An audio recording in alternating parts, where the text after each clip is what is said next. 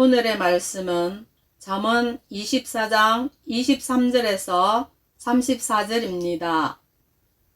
이것도 지혜로운 자들의 말씀이라. 재판할 때에 낯을 보아주는 것이 옳지 못하니라. 악인에게 내가 옳다 하는 자는 백성에게 저주를 받을 것이요 국민에게 미움을 받으려니와 오직 그를 견책하는 자는 기쁨을 얻을 것이요 또 좋은 복을 받으리라. 적당한 말로 대답함은 입맞춤과 같으니라.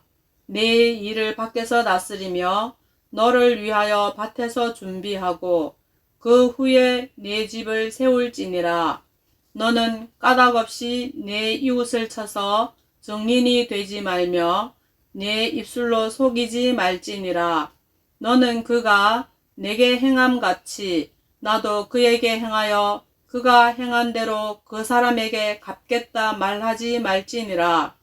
내가 게으른 자의 밭과 지혜 없는 자의 포도원을 지나며 본즉 가시덤불이 그 전부에 퍼졌으며 그 지면이 거친 풀로 덮였고 돌담이 무너져 있기로 내가 보고 생각이 깊었고 내가 보고 훈계를 받았노라. 내가 좀 더 자자, 좀 더 졸자, 손을 모으고 좀 더 누워 있자 하니 내 빈궁이 강도같이 오며 내 곰핍이 군사같이 이르리라. 아멘. 오늘 23절에서 이것도 지혜로운 자들의 말씀이다 라고 하십니다. 두 번째, 지혜의 말씀 모음집이라는 의미가 되겠습니다. 특별히 오늘 본문에서는 하지 않아야 할 것들을 중심으로 기록하고 있습니다.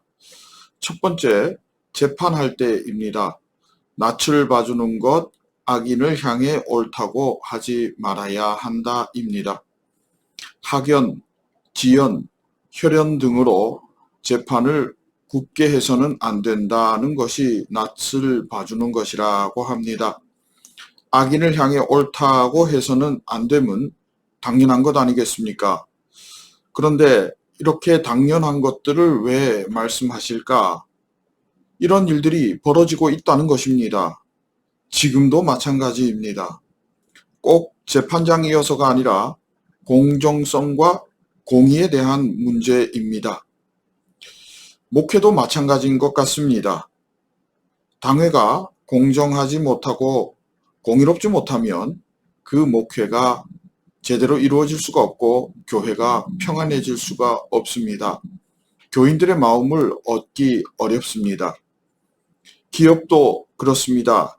이사회가 공정하지 못하고 공의가 없다면 분명 그 기업은 문제가 될 것입니다.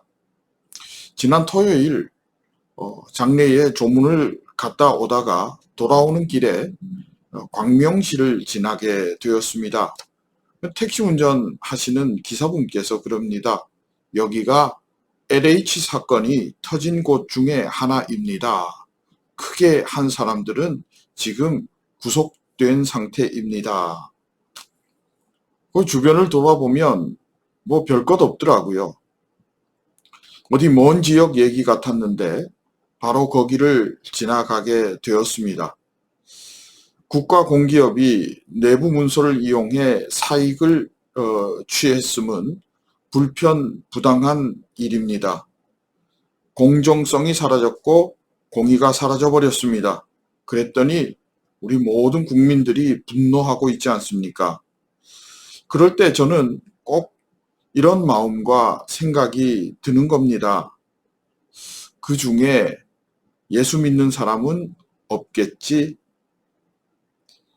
또 한 가지는 만약에 내게 그런 죄가 들어온다면 과연 어땠을까? 들통나기 전까지 늘 그래 왔었고 지금까지 아무 문제가 없었으니 그렇게 하자라고 했을 때 말입니다. 어쩌면 이번 사건을 통해 재수없이 걸렸다라고 생각하는 것은 아닌지 모르겠습니다. 그것도 그리스도인이 말입니다.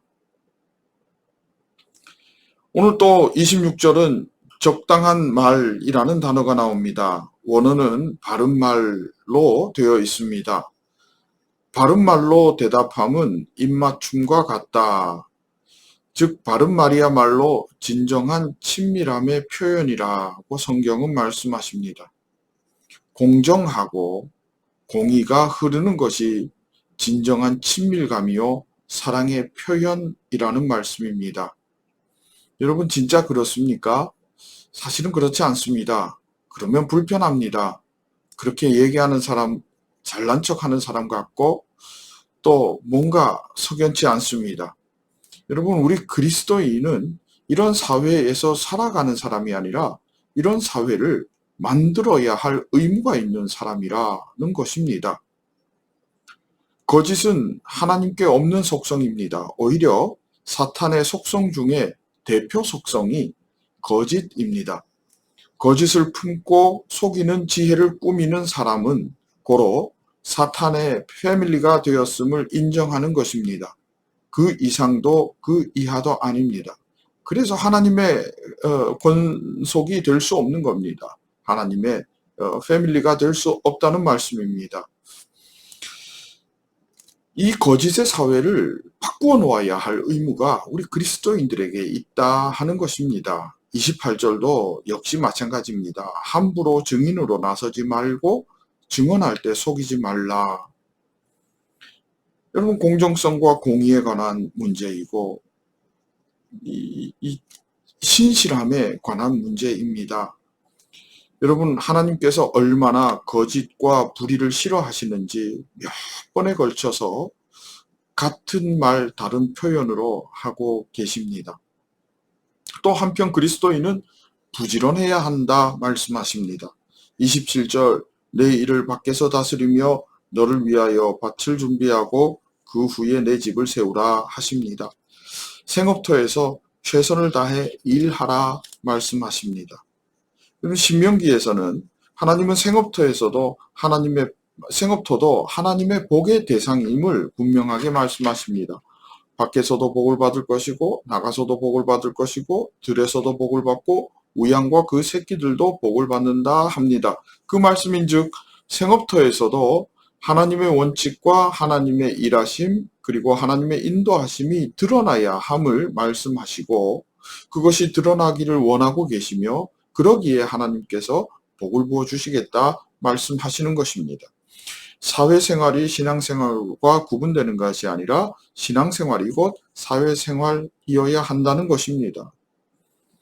하나님은 이 사회생활을 통해서 우리가 그리스도인으로 살면서 고난받고 어려움을 당하는 것이 아니라 하나님의 복이 그곳에 임하며 하나님의 역사가 드러나게 되기를 원하시기에 하나님께서는 생업터에서 부지런하라, 즉 복받을 준비를 하라 그렇게 말씀하십니다.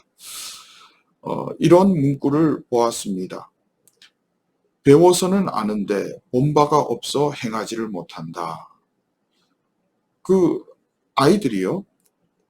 그 아파트 주민들이 있는데 엘리베이터에서 인사를 잘 안 하는데 어떤 분이 그 엘리베이터에 붙여놓은 문구라고 합니다. 배워서 아는 것은 있는데 본 것이 없어 행하지를 못한다. 참 많은 울림이 되는 그러한 말씀입니다. 우리의 신앙이 이렇게 되어서는 안 될 것입니다. 공정함과 공의, 진실됨과 부지런함, 그 모든 것은 내가 주인 되어서는 절대로 이룰 수 없는 일입니다. 사람들에게 칭찬되는 삶, 그들을 향한 진실된 삶은 오직 하나님이 내 삶의 주인 되셔서 내가 그들에게 복의 통로가 되어주겠다는 그러한 삶의 고백, 그리고 신앙 고백에서 이루어지는 것입니다. 생업터에서의 성실함으로 또 가정과 삶의 자리 그 어디에서도 겸손함과 온유함으로 승리하여 복의 통로 될 수 있기를 진심으로 소망하고 축복합니다. 그러면서요 여러분 복의 통로가 될 것이면 이왕이면 넓은 통로 될 수 있기를 바랍니다. 이렇게 좁아서 졸졸졸졸 흐르는 그러한 복의 통로가 아니라 넓어서 콸콸콸콸 흘러가는 그러한 복의 통로 말입니다. 오늘도 승리하며 하나님의 은혜 누릴 수 있게 되기를 소망하고 축복합니다. 함께 기도합니다. 하나님 감사합니다. 하나님 앞에서 사람 앞에서 겸손하고 온유하여 하나님의 복 누리며 살기를 원합니다. 성령으로 인도하여 주옵소서. 예수님의 이름으로 기도합니다. 아멘.